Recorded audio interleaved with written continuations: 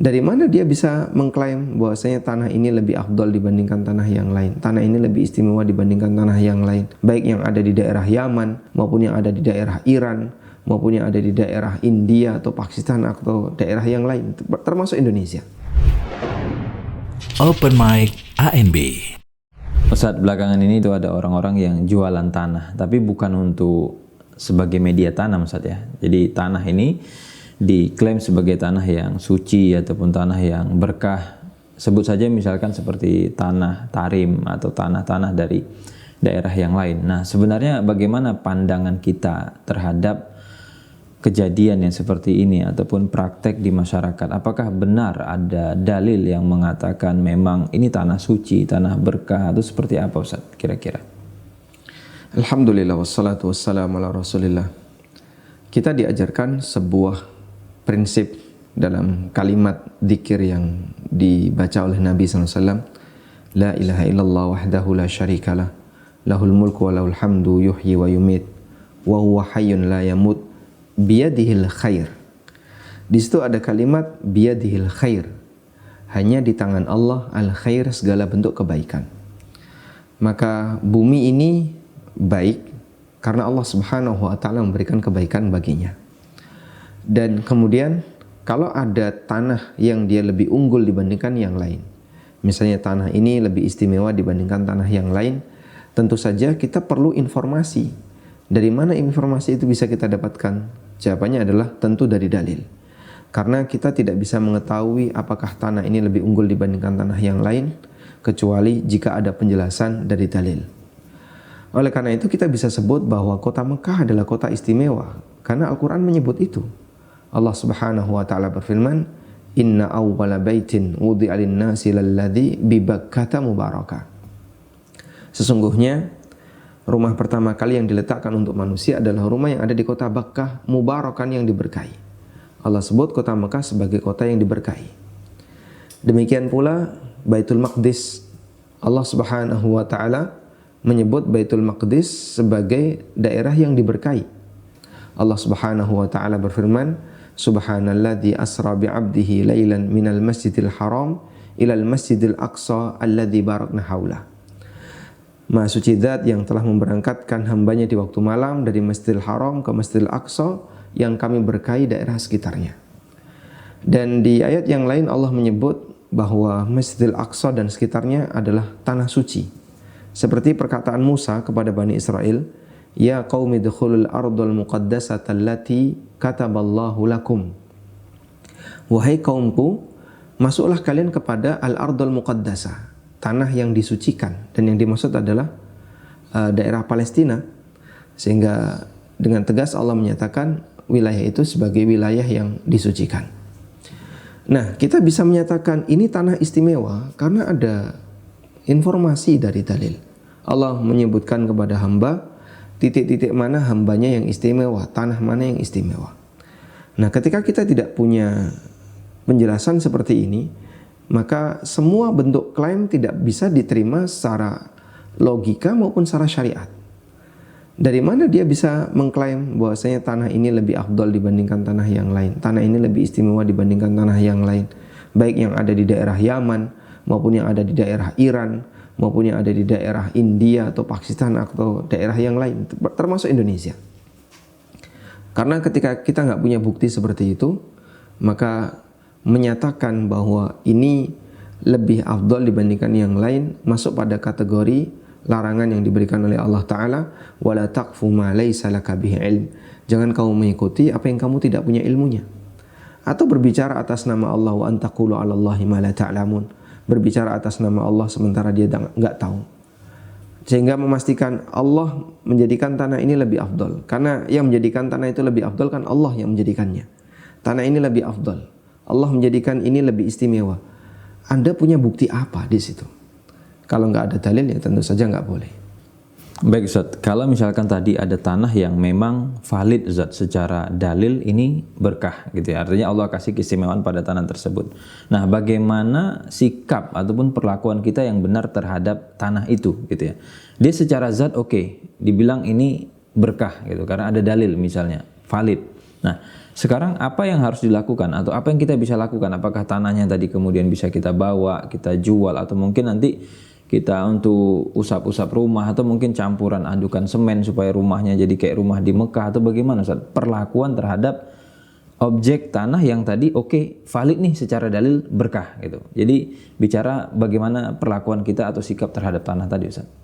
Kita tahu bahwa dalam sejarah perkembangan Islam setelah Nabi SAW wafat, banyak sekali para sahabat yang keluar dari Madinah, kemudian mereka tinggal di berbagai daerah dalam rangka untuk menyebarkan Islam. Ada yang tinggal di Kufah, ada yang tinggal di Syam, ada yang tinggal di Yaman, dan daerah-daerah yang lain bahkan termasuk Mesir. Dan kita tidak mendapatkan riwayat kalau para sahabat itu membawa tanah Mekah atau membawa tanah Madinah, kemudian mereka gunakan untuk campuran bangunan di sana, dengan harapan agar itu mendatangkan keberkahan atau tanah itu nanti akan mendatangkan kebaikan dan seterusnya. Kita nggak punya riwayat sama sekali. Sehingga saya bisa katakan kalau misalnya ada orang yang mengklaim ketika tanah ini adalah tanah suci, kita bawa ke daerah yang lain agar nanti menularkan tanah di tempat kita justru balik bertanya kepada mereka, kamu melakukan seperti ini landasannya apa? Dan dari mana kau bisa melakukan praktek kayak gini? Yang ngajari itu siapa? Padahal dulu para sahabat mereka keluar daerah, keluar Mekah, keluar Madinah tanpa melakukan praktek semacam ini. Karena itu sikap yang tepat ketika kita tahu bahwa tanah Mekah adalah tanah yang istimewa, tanah Madinah tanah yang istimewa, maka sikap yang tepat Anda datang ke sana dan beribadah di situ. Demikianlah nilai pelipatan pahala yang bisa kita dapatkan. Maka orang yang beribadah di tanah suci tentu nilainya berbeda dengan yang beribadah di luar tanah suci. Meskipun para ulama juga ngasih peringatan, bermaksiat di tanah suci dosanya lebih gede, lebih besar daripada bermaksiat di luar tanah suci. Sebagaimana ketaatan dilakukan di tanah suci nilainya besar, maka kemaksiatan yang dilakukan di tanah suci bahayanya juga besar, dosanya juga besar. Nah, itu yang rasional.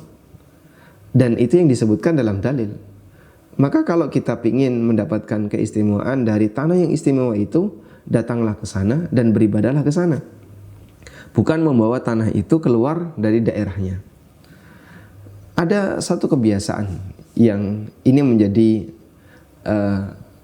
disebut oleh para ahli sejarah, termasuk di antara latar belakang kenapa penduduk Mekah itu sampai menyembah tanah Mekah. Jadi penduduk Mekah karena saking seningnya dengan kota Mekah, dengan tanah Mekah, sampai mereka ketika safar itu membawa tanah Mekah. Lalu mereka jadikan sebagai patung, dipahat, batunya dipahat jadi patung dan seterusnya. Terus mereka sembah selama di perjalanan. Sehingga cara orang jahiliyah di masa silam untuk mengenang keistimewaan tanah kotanya adalah dengan dia bawa di perjalanan, dia bawa keluar kota. Maka kita bisa nilai bahwa kalau ada orang yang punya kebiasaan seperti itu, jadi kenapa dia malah bawa tanah kota Mekah keluar? Wah, jangan-jangan ini malah justru melestarikan budaya jahiliyah yang itu dulu sudah dihapuskan dalam Islam. Karena itu sekali lagi bahwa yang namanya tanah suci itu tidak untuk dibawa keluar, tapi dia kalau ingin kita mendapatkan kebaikannya, Anda datang ke sana dan beribadah.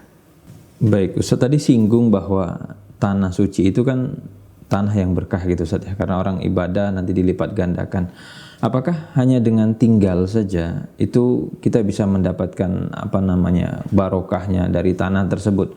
Atau memang harus dalam bentuk ibadah? Karena bisa saja kan di tanah suci itu yang datang atau tinggal di situ ya mungkin ada orang munafik atau mungkin ada orang fasik dan beragam jenis orang datang dan dia masuk di situ. Apakah dia juga bisa dapat keberkahan tanah ini atau yang ada di daerah tersebut atau memang harus dalam bentuk ibadah Ustaz? Iya, jadi pelipatan itu terjadi pada ketaatan. Kalau cuma datang kemudian diam saja atau bahkan bikin onar, bahkan melakukan maksiat, ya itu yang tidak kita inginkan. Sehingga apa fungsinya dia datang ke sana sementara dia cuma diam saja, cuma tidur-tiduran atau nggak melakukan apapun. Ada satu riwayat yang ini disebutkan dalam Al-Muwatta Imam Malik bahwa Abu Darda dengan Salman ini kan dua sahabat yang dipersaudarakan oleh Nabi SAW. Nah, satu ketika Abu Darda ini berada di Syam, sementara Salman itu berada di Kufah, di Irak. Lalu Abu Darda mengirim surat kepada Salman, kamu sebaiknya datang ke sini karena ini adalah kota muqaddasah, daerah yang disucikan, daerah yang diistimewakan oleh Al-Quran, yang menyebutkan bahwasanya Quds itu sebagai kota istimewa adalah Al-Quran. Ya qaumi dukhulul ardal muqaddasata allati kataballahu lakum. Wahai kaumku, ini perkataan Musa kepada Bani Israel, masuklah kalian kepada al-ardal muqaddasah, negeri atau tanah yang tersucikan, yaitu Quds, ya Baitul Maqdis. Kemudian Salman memberikan balasan surat Abu Darda ini dengan mengatakan, innal arda la tuqaddisu ahadan wa innama yuqaddisul insana amaluhu. Sesungguhnya tanah manapun itu tidak bisa membuat suci seorang pun, tidak bisa membuat suci siapapun. Tapi yang bisa membuat suci, membuat bersih, membuat bagus seseorang adalah amalnya. Sehingga percuma saja kalau ada orang yang tinggal di daerah Baitul Maqdis tapi ternyata dia malah mengotori Baitul Maqdis. Orang Yahudi tinggal di Baitul Maqdis. Atau misalnya ada orang yang datang ke sana cuma diam saja, mungkin. Tapi itu tidak memberikan pengaruh apapun bagi dirinya. Sehingga kalau mau dapat kebaikan di tanah itu, ya seharusnya dia beramal soleh, melakukan ketaatan. Baik Ustaz, kita kembali ke pertanyaan awal tadi Ustaz, yaitu viral ataupun mungkin lagi rame gitu ya. Orang jual beli tanah, entah tanah tarim atau tanah yang lain. Kalau dari perspektif fikih muamalah Ustaz, boleh nggak kita perjualbelikan tanah-tanah tadi? Misalkan kita bawa dari Mekah atau dari Madinah atau mungkin dari Tarim dan yang lain.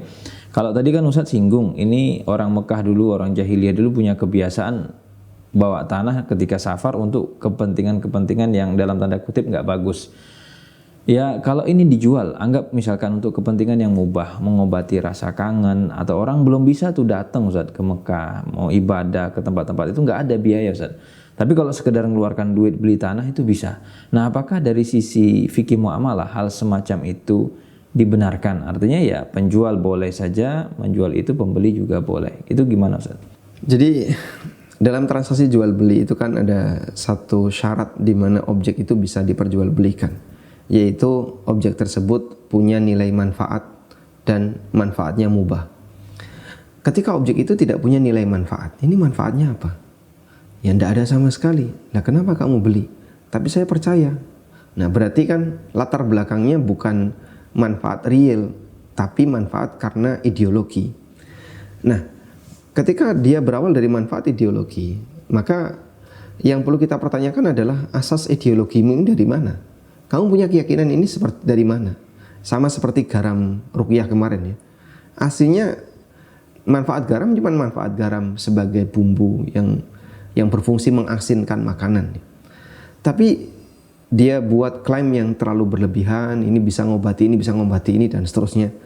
Yang itu semuanya ditanamkan keyakinan bagi konsumen sehingga seolah-olah konsumen akan mendapatkan manfaat besar. Padahal aslinya itu adalah keyakinan yang atau berawal dari ideologi yang wahmi, yang sifatnya hanya nggak ada bukti syar'inya, tidak bisa dibuktikan secara logika maupun secara syariat.